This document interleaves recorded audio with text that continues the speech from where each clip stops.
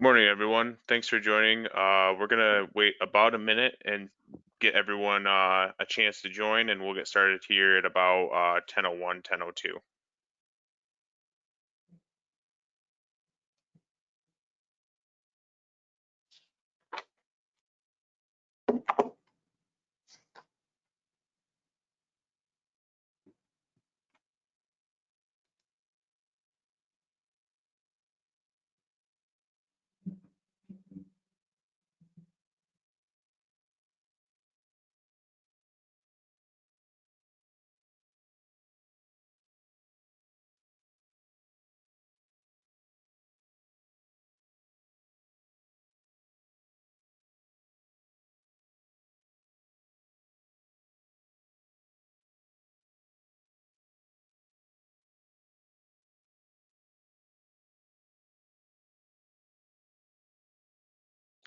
All right, we're gonna go ahead and get started.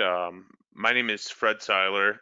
Thanks again for all those that attended last week and those that are with us again this week. We're really excited to do this webinar series in replacement of the regular conference that we do, and we have a great slate of speakers. And today we have Milan Kluko uh, speaking on indoor vertical farming. So a few announcements before we jump into the presentation. We're going to do introductions. We're going to look at our sponsors and thank them. There's a couple more additional opportunities that we have for education pieces, and then we'll dive into the presentation, followed by a Q&A session. Just a few housekeeping notes. All attendees are on mute, but if you use the chat bar on the side of your screen, you should be able to add any questions during the presentation, and we'll get to those at the Q&A section. And at the end of this, we will have a recording at the mienergyconference.com website. So a quick shout out to all of our sponsors. We couldn't do this without them, and we're excited to have them on board again this year, even with all the changes that we went through. We have Consumers Energy, Semco's Energy Waste Reduction Program, Efficiency United, UPCO, and DTE. So thank you to all of them for their continued support. And then the next thing is this additional webinar series that is being run right now. It's called the Secrets of Selling in a Recession. It's a 6-part webinar series that started last Thursday, but you're still welcome to join. It's run by Mark Jewell, who's very respected in the energy reduction space. And this Thursday's presentation is on moving from outside sales to inside sales.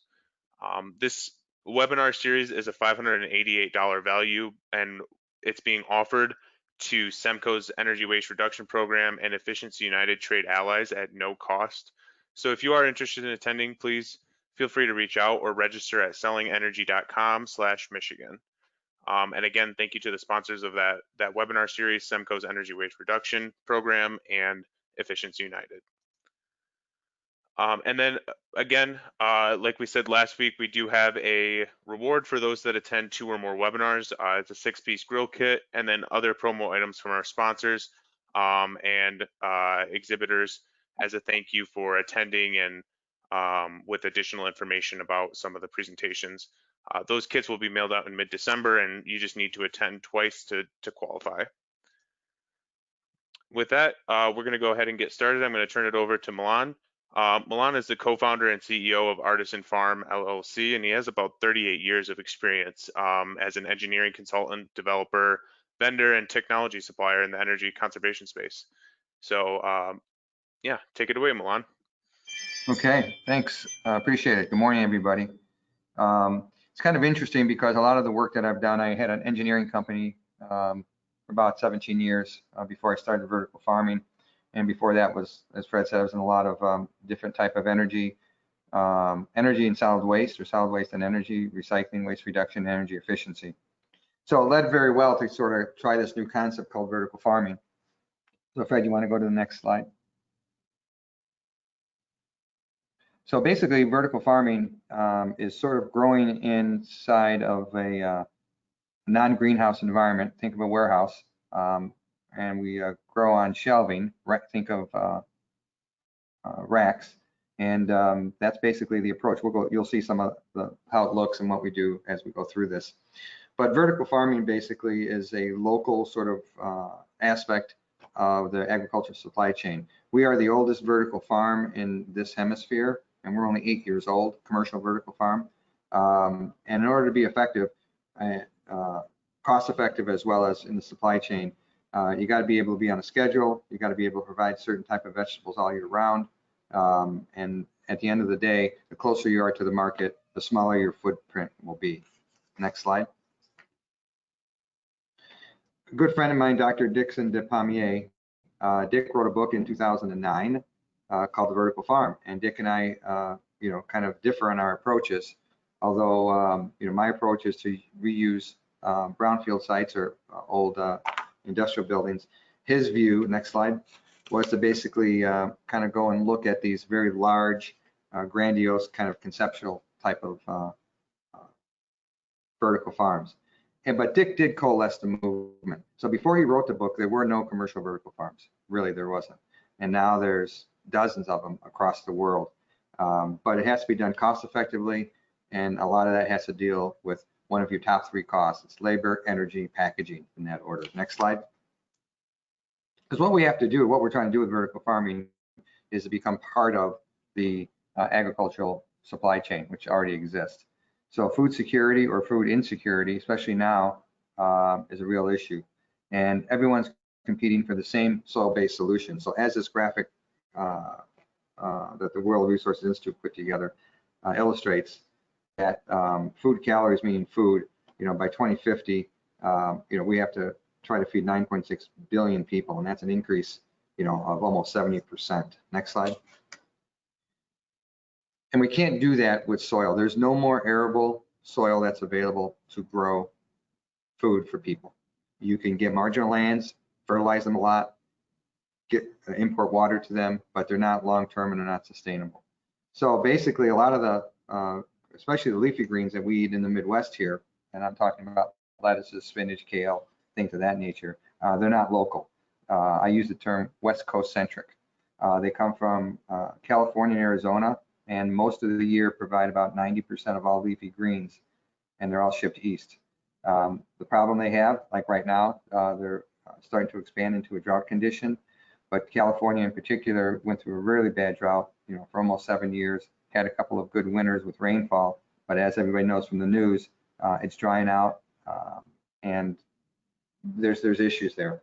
So also some of our fresh vegetables are grown in Mexico, or other third world countries. Believe it or not, basil right now is being imported from Colombia. So if you go to your local grocery store and buy basil, if you're not buying our basil, which is fresh and local, other people's basil, even though it says it looks like it's local, if you read on the dot matrix printing on the container, it basically says where it comes from. It has to Homeland Security issue. But Colombia, can you imagine basil being shipped into the United States from Colombia? So there's a convergence of all these things that has made food security one of the most important global issues facing the world today. And there's a lot of competition for a stable, safe, transparent food supply because you have to know it's safe, especially now in this time of COVID-19. Next slide. So really, what are the opportunities for us as vertical farmers, if you will? And it really is the agricultural supply chain innovation. We grow where the people are. We're not growing in California, Arizona, Mexico, and then shipping stuff 2,000 miles to the Midwest, which basically everything comes to Chicago, and then from there it sort of gets dispersed. Goes to New York, goes to Philadelphia. So what we're trying to do is seed to sale, grow everything at one location. And this location that we grow at right now happens to be in New Buffalo, Michigan, and we started growing commercially out of here in the beginning of 2012. So food transparency.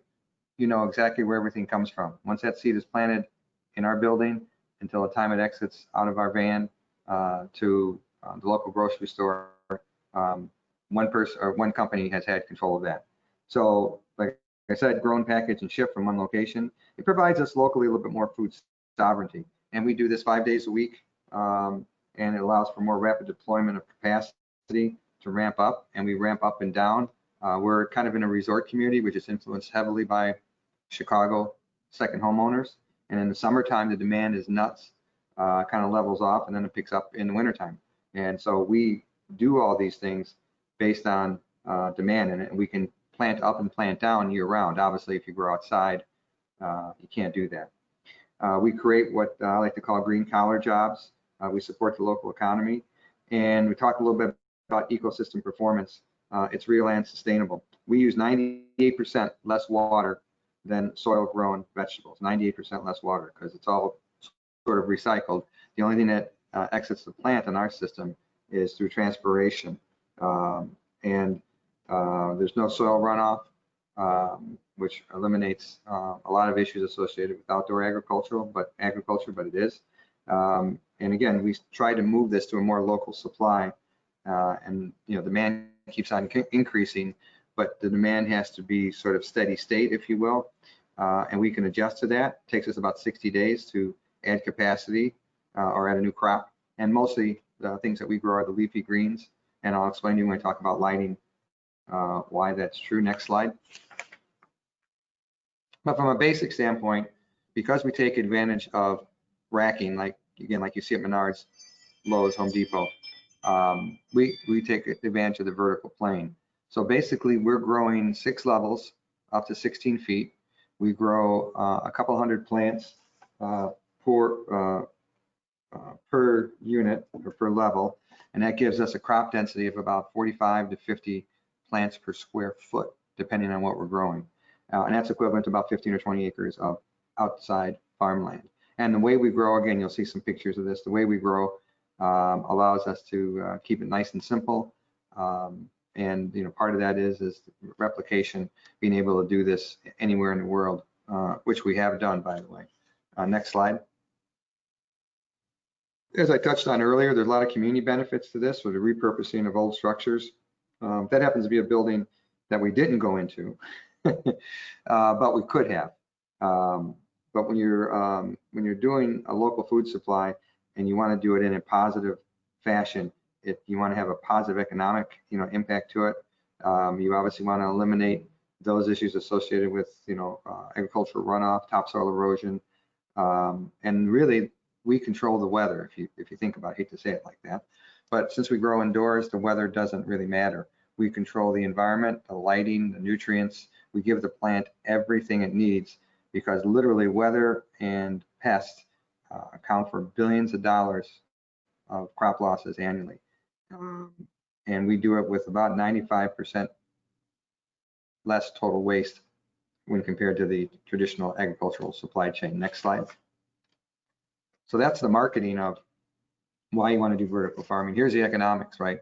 And I just throw that in there. That's not real economics of our farm. Well, it's based on some, but basically in order for this to work, you got to sell at the right price. You got to have customers. You got to do all the other functions that you do when you're in the, when you're selling vegetables. So what we do is we try to, look at ways to cut costs, because the overhead really is the building. Racking is relatively inexpensive. The nutrients are, for the most part, relatively inexpensive. And our top 3 costs are labor, energy, and packaging. Next slide. So this is the building we grow in New Buffalo.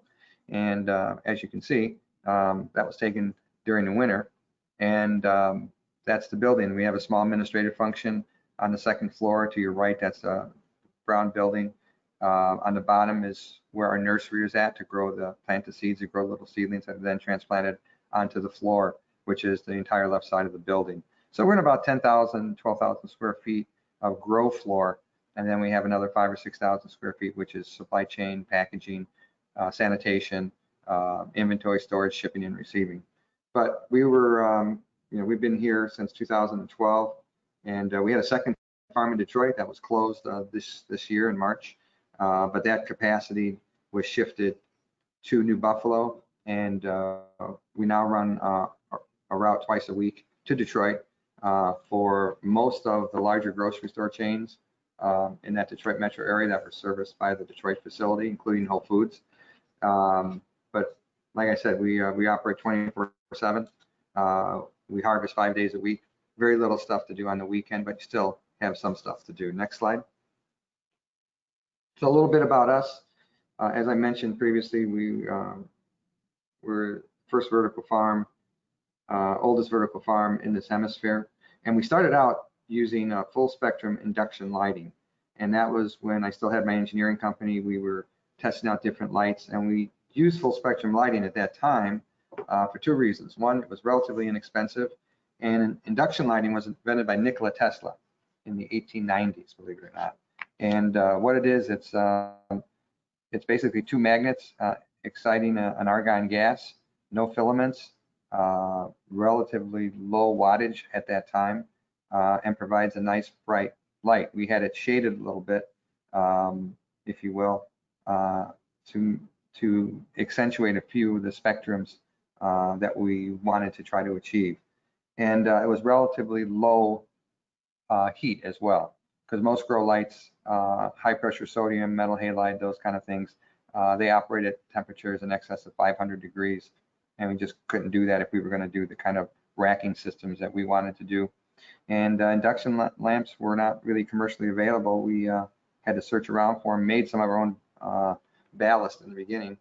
But like I said, we were funded by my engineering company, Fountainhead Engineering, and we did some really cool research with Coca-Cola Company. We test grew stevia in New Buffalo for a couple of years, and it was that research that used them to launch a product, I think in 2015-16, called Coca-Cola Life, which replaced corn syrup and sugar or didn't replace it all, but supplemented it with stevia.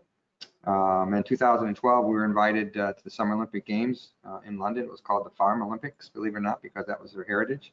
And we basically grew a mini vertical farm there, and we fed the participants of this Worldwide Agricultural Summit, fed 125 people, and did it at that time in 60 days. We had serious leafy greens, radishes, and tomatoes. So it was a pretty cool event, and kind of got us onto the international scale in a big way. BBC did something on us as well. They came here and filmed, and but we wanted to show people that we could do this anywhere. Next slide.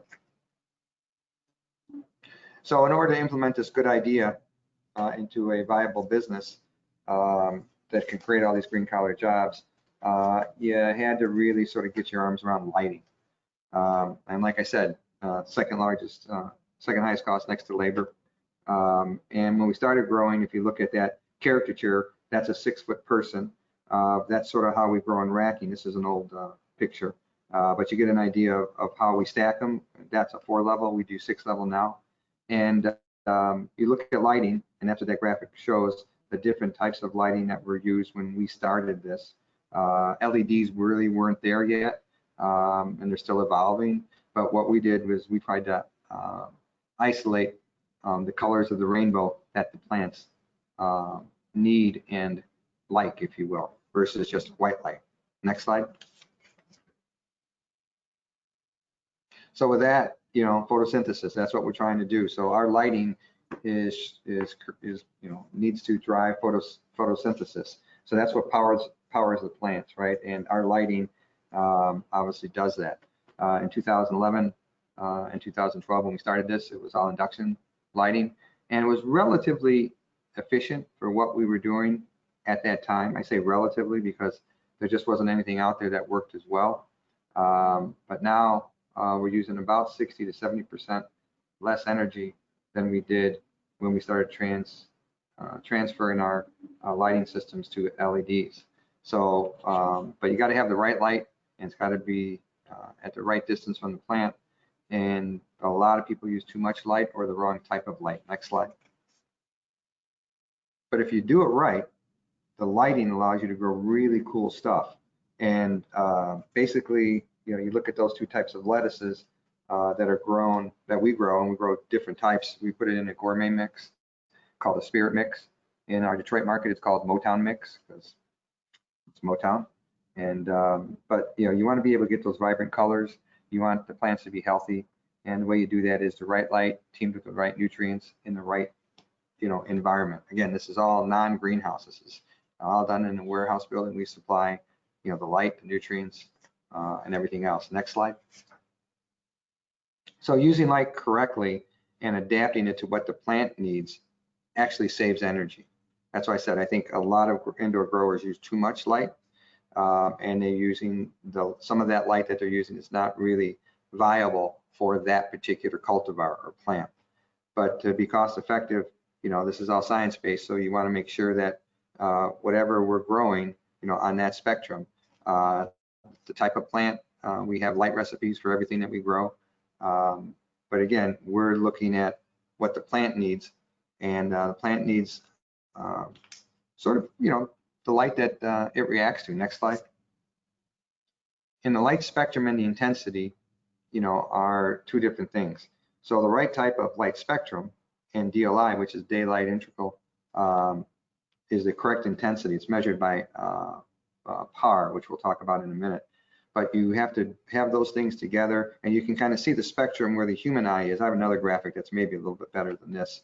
But the human eye actually sees light differently than and how the plant that will see light, it uses light.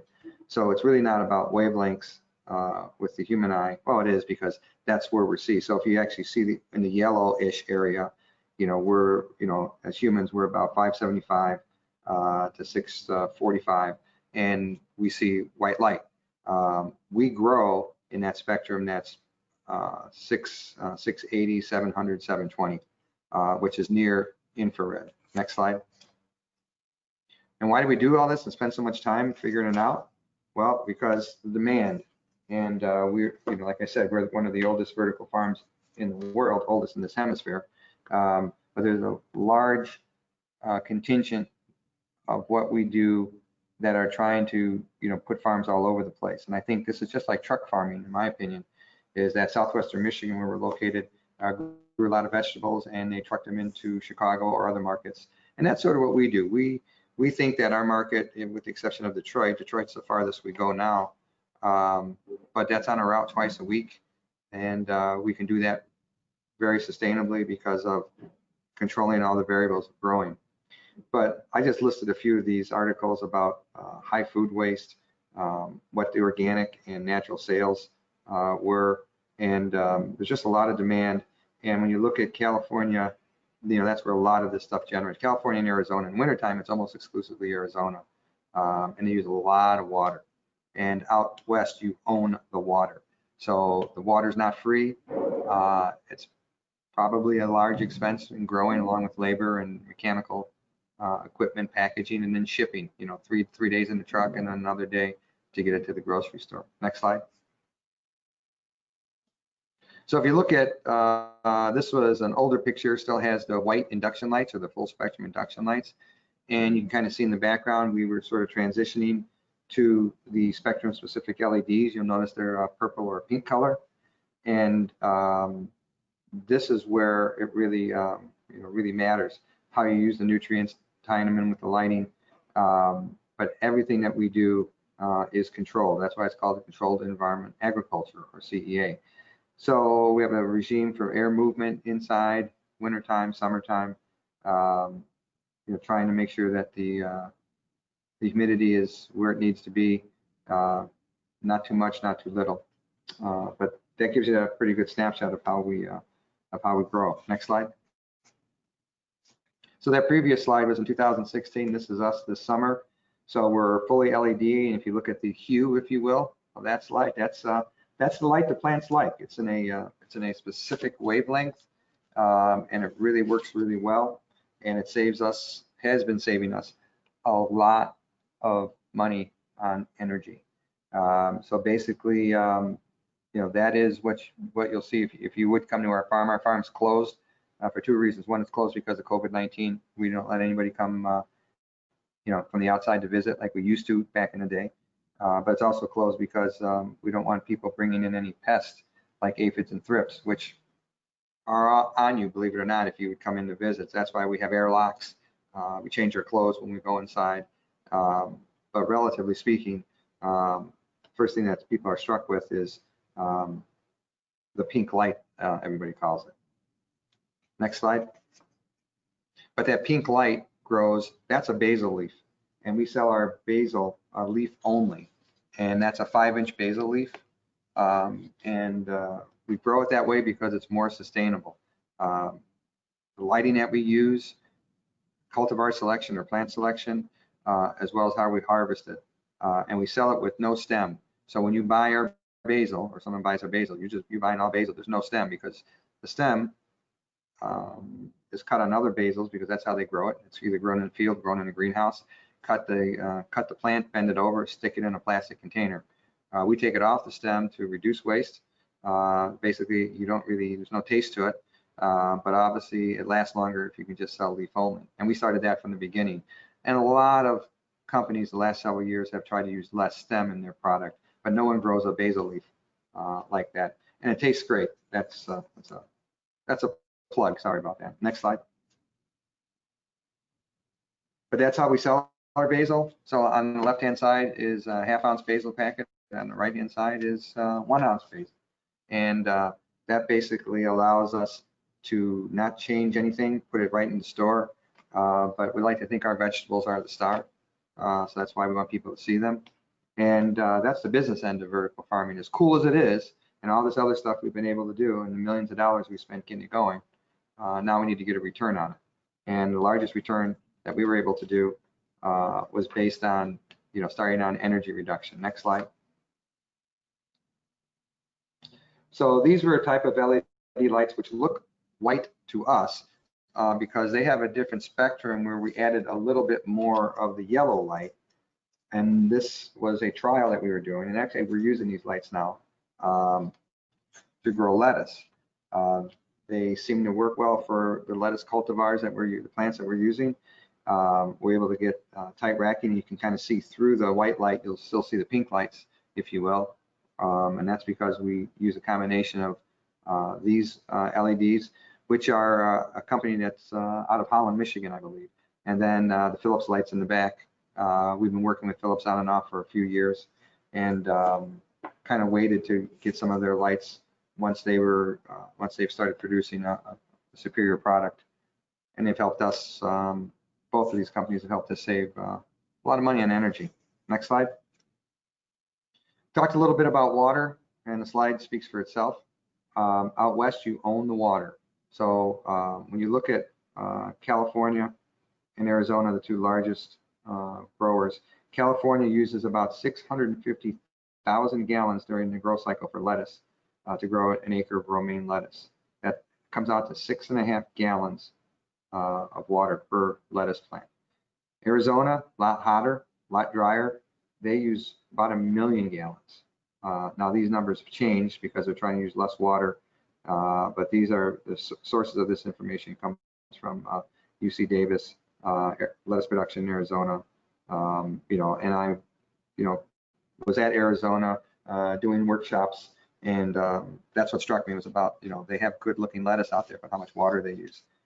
If you look at what we use, it's 0.3 gallons of water to grow that same acre equivalent inside. And we do that acre equivalent in about 600 square feet, on an annual basis. So pretty proud of that, and pretty proud of, our energy reduction. Next slide.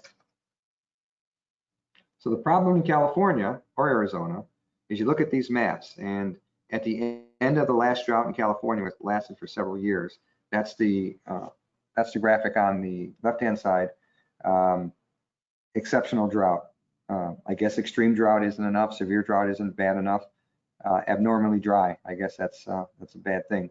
So this is on the right is the latest drought indicator map from October 6th of this year. You can kind of see where all the fires are at, Northern California, but there's also a lot of fires in Southern California, and they're starting to grow this into a severe drought. And unless they get a lot of rain, which they won't get rain, when they do get it, is going to be sometime Christmas, January, if it comes. Depends on what sets up for them. And if they don't get enough rain and get enough snowpack, that's where their water comes from. It comes from the snowpack in the mountains. But you can kind of see, compare what happens. Drought's going to come back. We don't control it. We don't worry about it. But at one time, the drought in California was impacting over 30 million people. So they're exporting that water in the form of crunchy lettuce to us, because they're using so much of it, as that previous graphic said, just to grow lettuce to import it into the Midwest and the East Coast. So next slide. How do we do this inside? Well, we basically start with identifying and using the DLI of a plant. So basically the DLI is the amount of photosynthetic active radiation, or PAR, that a plant receives from our light on an instantaneous basis. That's the science part of it. So it's basically PAR is the wavelength, if you will, of the wave band that the light's used for photosynthesis. PAR is not a measurement of light. It represents the wave band in the light spectrum, and that's what the plants use.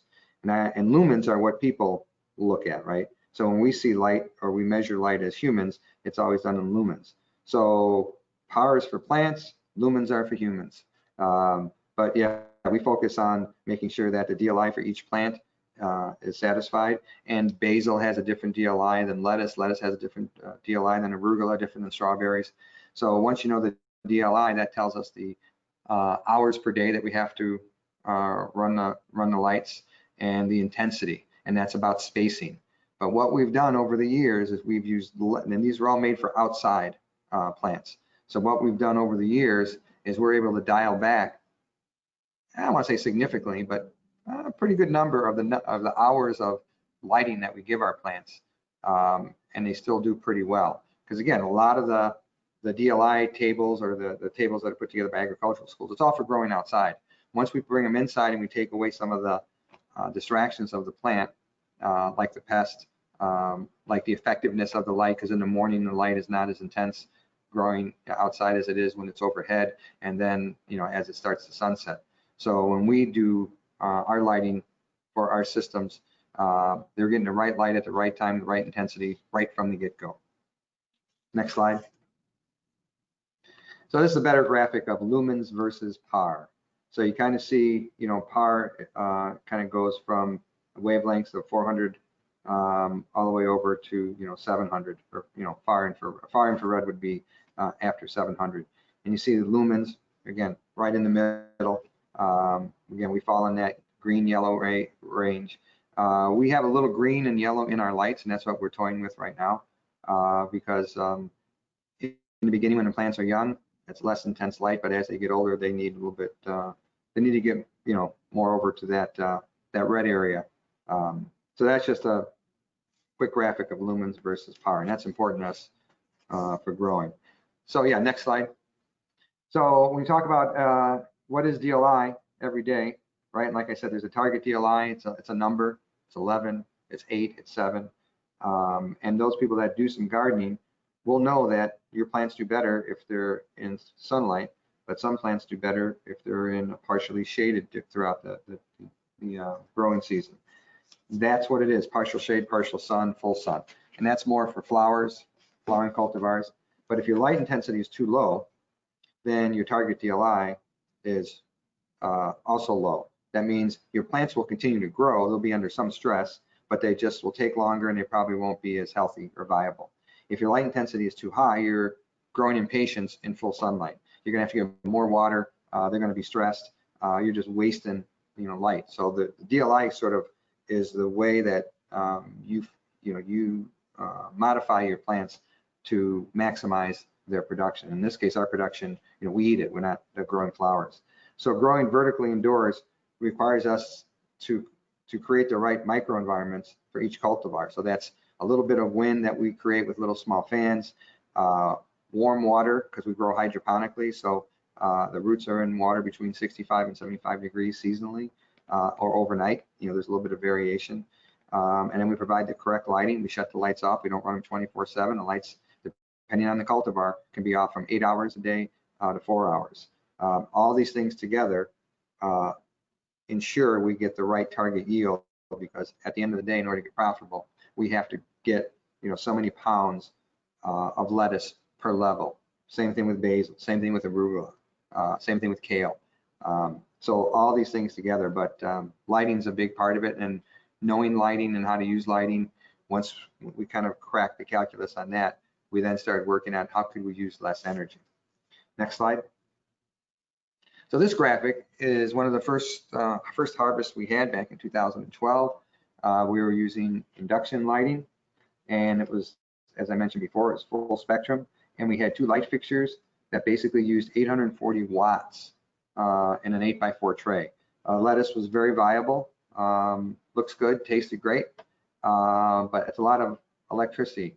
But believe it or not, if we could have used another type of existing grow light, which we couldn't because it was too hot, like I said, those grow lights were over 500 degrees, nothing would grow.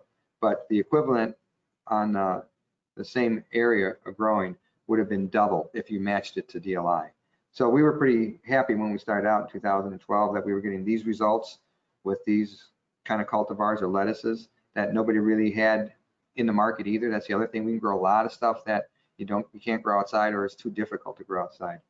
But again, bottom line is we started off with 840 watts on a 4x8 tray, and we did that until we started dialing in into the right LED. Next slide. So we started transitioning to the wavelength specific or spectrum specific LED, and that's what you're seeing here. Same lettuces that you saw in that first graphic, and they change seasonally a little bit, but we're able to get the lighting a little bit closer. That's intensity, and we're given the right wavelength because that's what they need. So we were able to basically go from 840 watts, same lettuces, same relative systems, tighten up the distance between them. So we went from 4 racks to 6 racks now, but our electricity usage or power usage went from 840 watts per tray down to 450 watts. And that was our first big, real big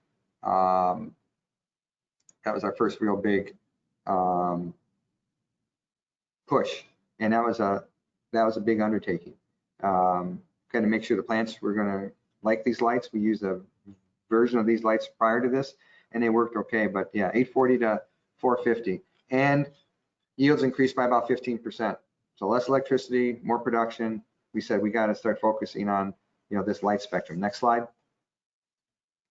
And what you're seeing there, it's hard to tell because of the spectrum. The previous slide was lettuce. This is basil, and based on the DLI for basil, we don't need to run the lights as long as we need to use them for lettuce. Lettuce we do, I think, 16 hours a day, 16 and a half hours a day. Based on the DLI for basil, we run that about 14 hours. I think we're down to 12 now, based on these lights. So these are a modified spectrum LED that we started using in 2019. We use a lot less of them, but we have to increase the height in between the racking, because that's the intensity issue. So they're more intense light. They give off slightly more heat, but we went from 450 down to 350 watts. And basil yields increase, I think it was about 10 to 15% as well. So again, we went from started 840, went down to 450. We're now down to 350, and that's sort of where we hover. The lettuces probably use about 375 to 400. Basil is 350, watts per tray, which is really, really good for us economically. Next slide. And then the kale uses more of the spectrum specific lights that we have that we using for some of the lettuces. So you'll see that more as a white light, but it's really an LED. And the kale is grown as cut and come again. So we cut those kale leaves off every week and they grow back.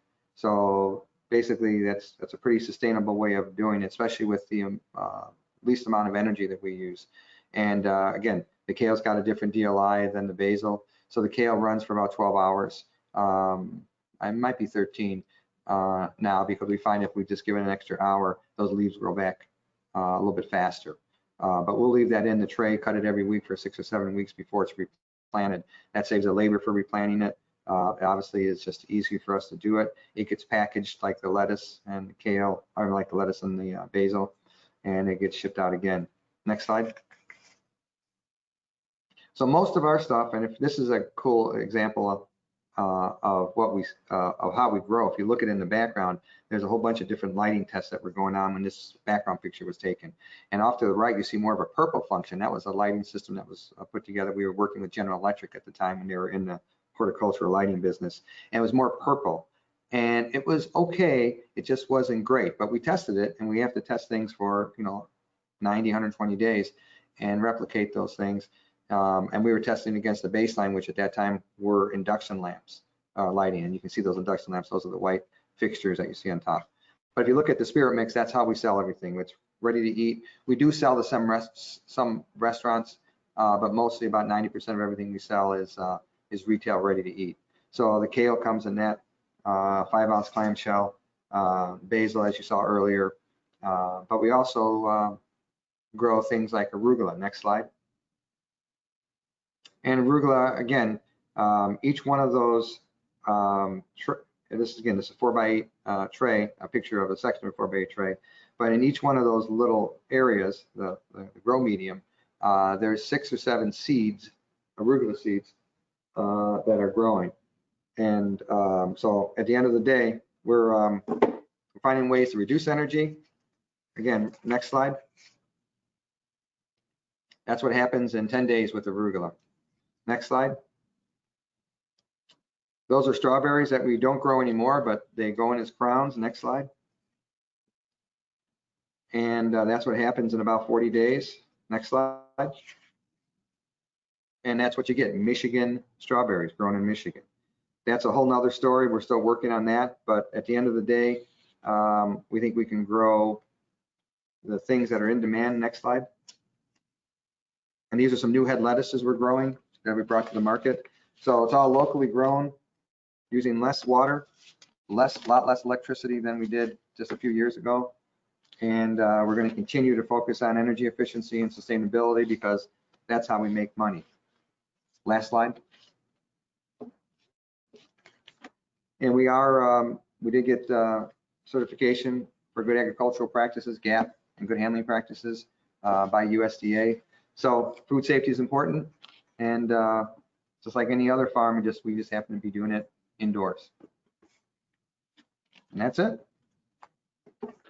Great. Thank you, Milan. A lot of good information there. We're going to open it up for Q&A now. If you see on the side of your screen, there should be a chat function or a question function. So feel free to send those in. We have 2 questions right now. The first one is, what is the total square footage of the building that you have? The total square footage is 42,000 square feet total footage. We're only growing in about, the grow floor is about 10,000 of that. We have another section that we're preparing to grow more. So we have two 10,000 section cubes that will do it. The other part of the building is rented out by somebody else, and it's not a CEA environment. So yeah, our grow floor is, we do it in 10,000 square feet increments. Great. And then we have another question from Roy. I see a lot of fans. Would destratification fans do the same thing? Those are old pictures. What we have is we have a system, we have air rotation systems now.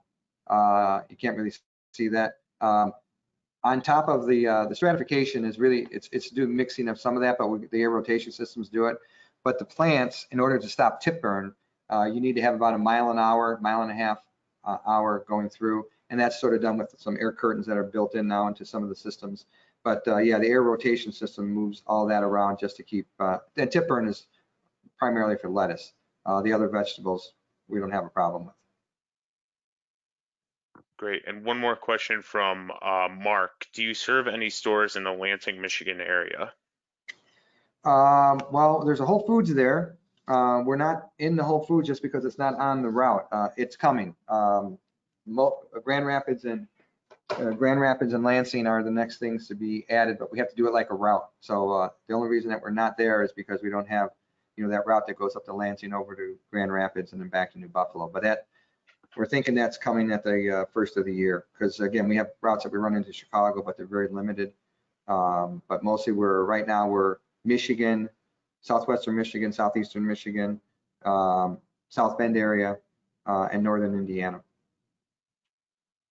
Great. And Roy was wondering where exactly in Michigan you're located. I believe you said New Buffalo. Right. We're exit 1 in New Buffalo, Michigan. New Buffalo, it's exit 1. It's the New Buffalo exit. Great. Well, thanks everybody again for attending. If you do have any additional questions, we do have a chat feature on the website that you can go to. If you send in any questions, we can definitely get them over to Milan for follow-up. And yeah, thanks again for attending. We will be having our third webinar series next week on combined heat and power. That'll be hosted by Zahir Keflin, an energy engineer here at Clear Result. And again, that'll be next Tuesday, October 20th at 10 a.m. So be sure to register at miNergyConference.com. Thanks, everybody. Thanks, Fred. Nice job.